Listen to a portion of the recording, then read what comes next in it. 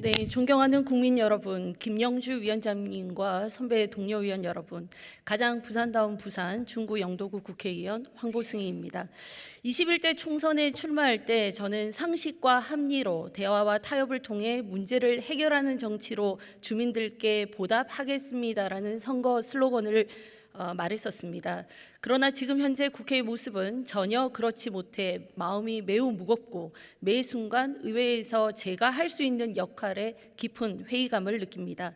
저는 구의원 3선, 시의원 재선을 거치며 지방의회에서 15년간 일을 한 경험이 있는 지방의원 출신입니다.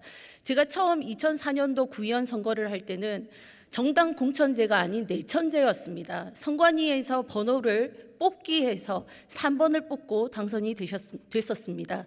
2년 후에 저희 선거구는 중선거구제로 바뀌어서 4개 동에서 2명을 뽑는데 그때 이름 가나다 순으로 제가 히읗이라 나번을 달고 선거를 했었습니다. 그때만 해도 부산에서는 가나 2인 선거구에서 공천만 받으면 모두 저희 당이 당선되는 분위기였습니다. 그 후 4년 후에는 똑같은 선거제도 하에서 3개 동에서 가나 중에 제가 나번을 달고 선거를 했었습니다. 그런데 그때는 부산에도 야권 단일화 바람이 불어서 나번을 단 사람들이 부산 전체에서도 거의 전멸을 하고 저는 운 좋게 나번을 달고도 1등으로 당선이 되었었습니다.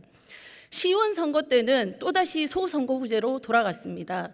그때는 부산에서 공천만 받으면 당선이었고 한때 제가 78%로 역대 최다 득표를 하면서 당선된 경험도 가지고 있습니다. 이렇게 선거구제는 어떤 선거구제가 장점을 가지고 있고 단점을 가지고 있고 제 개인에게 봤을 때 유불리가 있고 당의 입장에서 봤을 때도 유불리가 있을 것입니다. 그리고 똑같은 제도라도 구도가 어떠냐 그리고 그 당시 선거 상황이 어떠냐에 따라 많은 영향을 받는 것이 사실입니다. 그래서 제가 오늘 이 자리에 서기 전에 고민했던 것은 저의 유불리, 저희 당의 유불리를 떠나서 지방의원 출신으로서 지방 소멸 위기, 인구 위기, 그리고 수도권과 비수도권 간의 불균형 문제만큼은 해결해야 될 과제라고 생각을 하고 지방 소멸 대응에 맞춰진 선거 제도에 대해 말씀드리고자 합니다.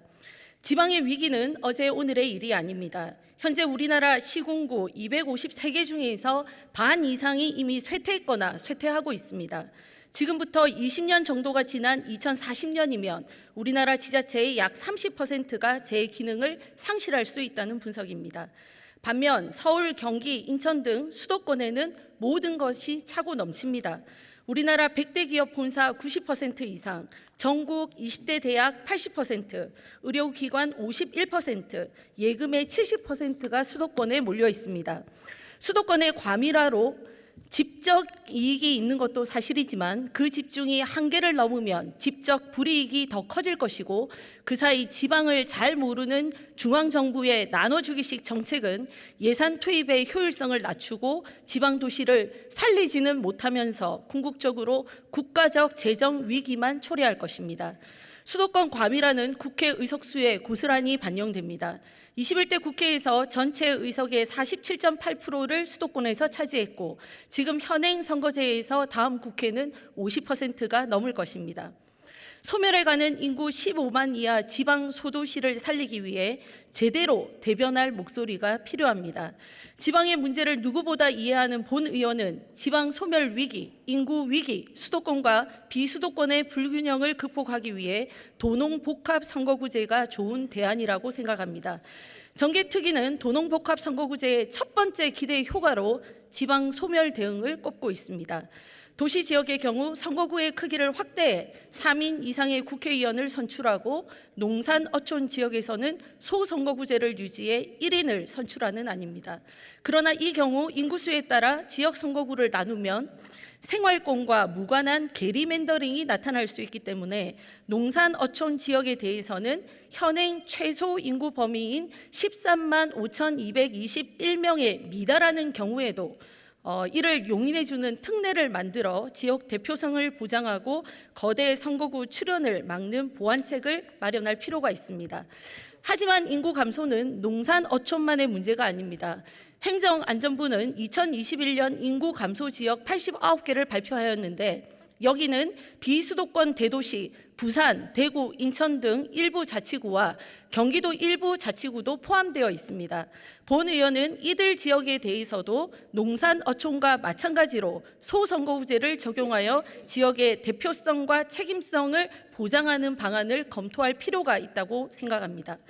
반면 수도권의 경우 중대선거구제 도입이 절실합니다. 현재 수도권의 불비례성은 매우 심각한 수준입니다.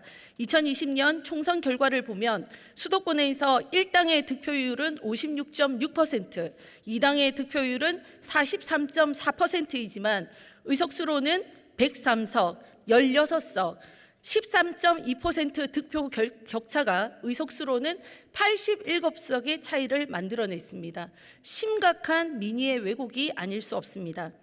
수도권 시민의 의사가 왜곡되는 문제를 해결하기 위해서는 경기도를 비롯한 수도권에 중대 선거구를 적용해야 합니다. 다만 수도권과 광역시라 하더라도 인구 감소 지역은 예외적으로 소선거구제로 가야 한다는 것이 저의 생각입니다. 의원 정수에 관해서는 많은 국민들이 반대하고 있기 때문에 정수를 늘리는 것은 국민 정서에 반하는 것이라 생각합니다. 특히 현재 인구 감소 속도를 고려한다면 의원 정수 확대는 더욱 명분이 없는 주장입니다. 비례대표에 대해서는 폐지안을 제안합니다.